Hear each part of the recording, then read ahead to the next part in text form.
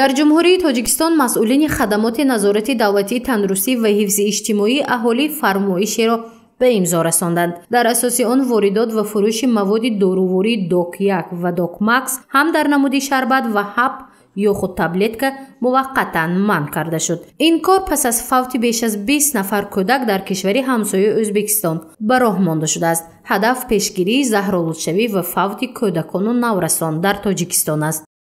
موقتا من نمودنی مواد دارووری دوک کدین هم به نمودی سیروپ هم به نمودی حب من شده است.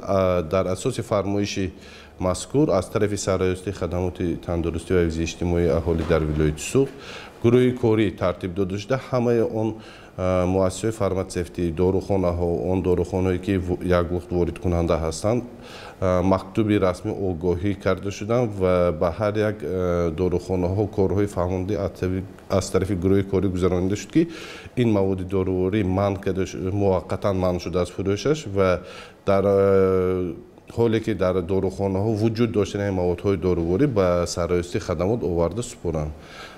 در این مورد تا حال گروه کاری در این مورد کاربری کرده ایستاده است و در وقت گذراندن سنجش ها و یا کارهای فرماندهی مانیتورینگی این مسئله از طرف متخصصان کاربری کرده ایستاده است.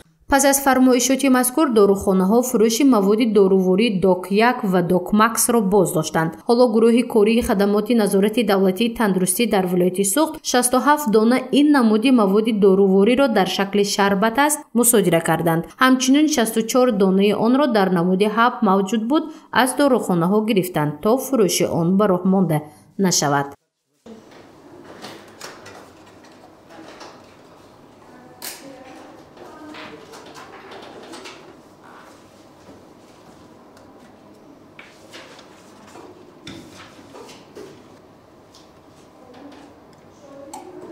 متخصصان آزمایشگاه کارخانه واحد دولتی اکسپرتیزا و آزمایش محصولات فارماسیتی و طب در ولایت سوخت خدمات نظارت دولتی تندرستی و حفظ اجتماعی تحلیل کیمیایی گذراندند. آنها ترکیب مواد دارووری دوک 1 را هم در نمود شربت و هم در نمود حب چند نمود تحلیل کردند. مثلا متخصصان زیچی، ترکیب، پشتشوی و همچنین تشخیص صفت آن را مورد آموزش قرار دادند. از روی مثلا بور پیچونی یکم تمغ گزارش میبینیم. بعد نمودی ظاهری خودی قرص خودی شربت نگاه میکنیم. یکم مثلا باید موادی که به قلمرو جمهوری تاجیکستان وارد میشود نوشته‌اش به زبان عامه‌فهم نوشته شده باشد. دوم بعد خودی مواد نگاه میکنیم نمودی ظاهریش. بعد ما چی است دستوری داروناموی از روی همون کار میکنیم و برای به همون طلباتایی که همونجا نوشته است استانداردهای دولتی فارماکوپی دولتی برای به همون مطابقت باید کند. نمود ظاهرش نگاه کردیم میلیترش ترکیبش از روی مثلا ترکیبش چی نوشته باشد تشخیصی صفتی گذراندیم. با همون تشخیصی صفتی خیلی مطابقت کرد. تحلیل های متخصصان آزمایشگاه نشان داد که محصولات دارووری دوک 1 که از حدود ولایت سوخت مصادره گردید به طلبات های استاندارد داخلی و بین المللی جوابگو است. یعنی نتیجه کارهای آزمایشی مثبت بهاگذاری شده در ترکیب آن ماده های زهرناک پیدا نگردید.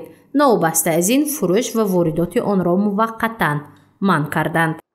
نتیجه های چند نمود تحلیل کیمیایی متخصصان آزمایشگاه نشان داد که ترکیب شربت دوک 1 و حتی تبلت که آن خوب است و در ترکیب آن ماده های ضررآور پیدا کرده نشد. مواد دارووری دوک 1 باری آخرین ماه مارس سال 2021 وارد تاجیکستان شده است و ترکیب آن به سلامتی ضررآور دانسته نشد. هدف منع فروش آن پیشگیری از حالتهای نامطلوب و ضرر به سلامتی نابالغ است.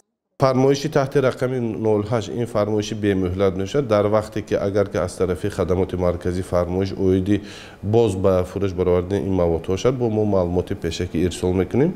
آن مواد دارووری دوکادین سیروپ که به جمهوری تاجیکستان وارد کرده شده از طرف کارخانه واحد دولتی اکسپرتیز آزمایش مواد دارووری سنجش گذرانده شده. آن силсилае ки ба ҷумҳурии тоҷикистон ворид карда шудааст он силсила ба силсилаи ӯзбекистон якхеле намебошад ва дар вақти таҳлил аз силсилае ки ба тоҷикистон ворид шудааст ягон маводҳои химиёвии ғайриоддӣ ба назар нарасидааст ва ин маводҳо аз вай ба стандарт ҷавобгӯ мешавад он силсилае ки ба тоҷикистон ворид шудааст. аммо маводи доруворие ки ба кишвари ҳамсояи ӯзбекистон ворид шуда боиси фавти чанд ноболиғ гардид истеҳсолаш нав мебошад. дар таркибаш маводи заҳрноки этилгликол мавҷуд будааст. мутахассисон ҳангоми таҳлил онро пайдо карданд ва фурӯши ин намуди доруро қатъиян манъ намуданд ва нисбати истеҳсолкунанда парвандаи ҷиноятӣ боз шудааст. гузориши мафнушкур ва наимҷон оюбов барои барномаи иттилоотии хабар.